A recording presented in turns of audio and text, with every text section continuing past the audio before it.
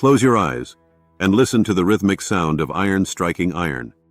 This is the heartbeat of a nation in turmoil, a Britain left abandoned by the Roman Empire and bleeding from the wounds of constant invasion. For over 1,000 years, one name has stood as a shield against that darkness, a name that represents the peak of human nobility and the deep tragedy of a broken dream. That name is King Arthur. But as we peel back the layers of myth and magic, we have to ask ourselves, was he a flesh-and-blood warrior holding the line against the end of the world? Or is he the ghost of a perfect king we created because we needed someone to believe in? Today, we are diving into the swirling mists of the Arthurian legend. This is not just a simple children's story about a boy and a sword. It is a sprawling epic about the rise and fall of a vision, the complexities of human loyalty, and the heavy price of trying to build a perfect society in an imperfect world. We are going to explore the shadows of Merlin, the Brotherhood of the Round Table, and the ultimate betrayal that brought an entire golden age crashing down. The story begins in an era of absolute chaos. Britain is a fragmented collection of small kingdoms, terrified and leaderless. Into this vacuum of power comes Merlin, a figure of immense mystery and ancient knowledge. According to the foundational texts like Geoffrey of Monmouth's History of the Kings of Britain, Merlin is the true architect of the legend. Through a mixture of foresight and political manipulation, he ensures the birth of Arthur to King Uther Pendragon. But Arthur is not raised in the safety of a palace. To protect him from his father's many enemies, Merlin hides the boy away, raising him as a humble squire who has no idea that royal blood flows through his veins. A fascinating and often overlooked detail from the early Welsh texts, such as the Mabinogion, suggests that Merlin wasn't just a wizard in a robe. He was often depicted as a wild man of the woods, a prophet driven mad by the horrors of war who fled into the forest of Caledonia. This adds a layer of grit to the legend. Arthur's mentor wasn't just a teacher, but a man who had seen the absolute worst of humanity and was desperate to create something better. The turning point of the entire legend is perhaps the most iconic image in Western literature: the sword in the stone. After the death of King Uther, the land is left without a clear heir. A mysterious anvil appears in London, holding a sword with an inscription stating that whoever pulls the blade from the stone is the rightful king of all Britain. The most powerful knights and arrogant lords in the land try for years, but the sword does not move. Then comes Arthur. He is just a young man, a boy really, looking for a weapon for his brother Sir Kay to use in a tournament. He sees the blade in the stone, and with a single and effortless tug, he pulls it free. In that heartbeat, the squire's life ends, and the legend begins. Arthur is crowned, but his reign is far from easy. He has to spend years fighting 12 brutal battles, culminating in the legendary Battle of Badon Hill, to unite the fractured lords and drive back the Saxon invaders.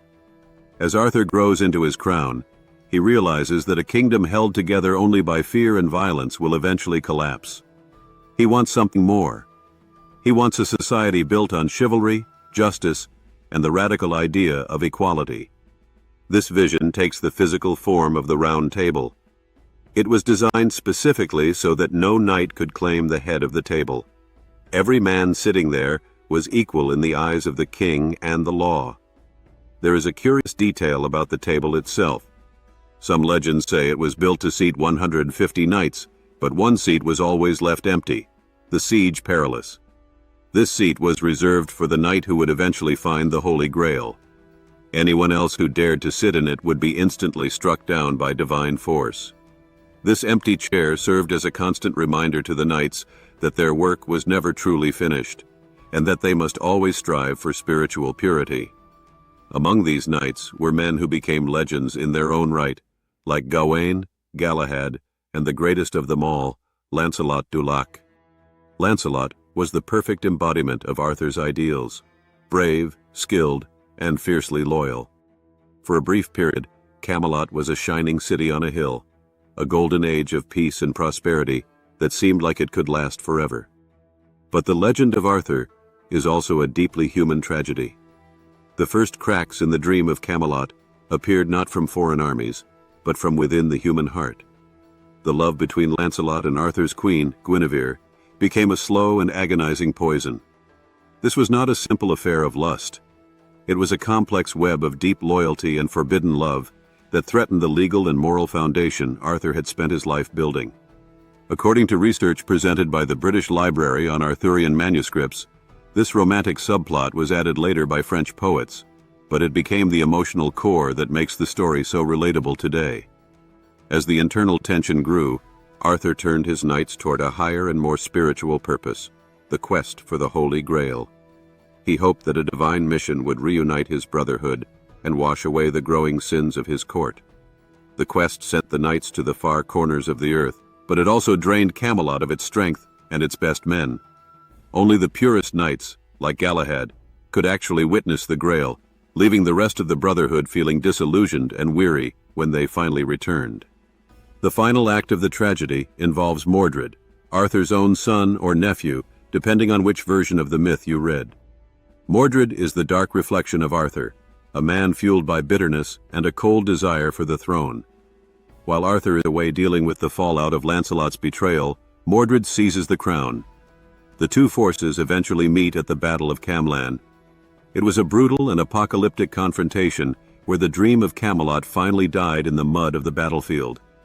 In a chilling detail from the alliterative Morte Arthure, the battle was so fierce that the sun itself seemed to turn red and the cries of the dying could be heard for miles. Arthur slays Mordred, but he is mortally wounded in the process. As he lies dying, he commands his last loyal knight, Guinevere, to return the sword Excalibur to the Lady of the Lake.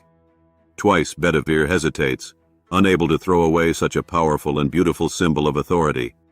But on the third attempt, he flings it into the water, where a mystical arm rises from the depths to catch the blade and pull it beneath the surface forever. The legend ends with Arthur being carried away on a barge by three mysterious queens to the island of Avalon. The prophecy says that he is the once and future king, resting in a deep sleep until Britain's hour of greatest need, when he will return to lead his people once more. Why does this story persist after more than 1,000 years? Historians like those at English Heritage suggest that Arthur represents our universal desire for a leader who is truly just, a man who strives for a perfect world, even if human nature makes that perfection impossible to maintain. Arthur's story is a reminder that even if a dream ends in tragedy, the pursuit of that dream is what gives our lives meaning. Thank you so much for joining me on this journey through the mists of Camelot.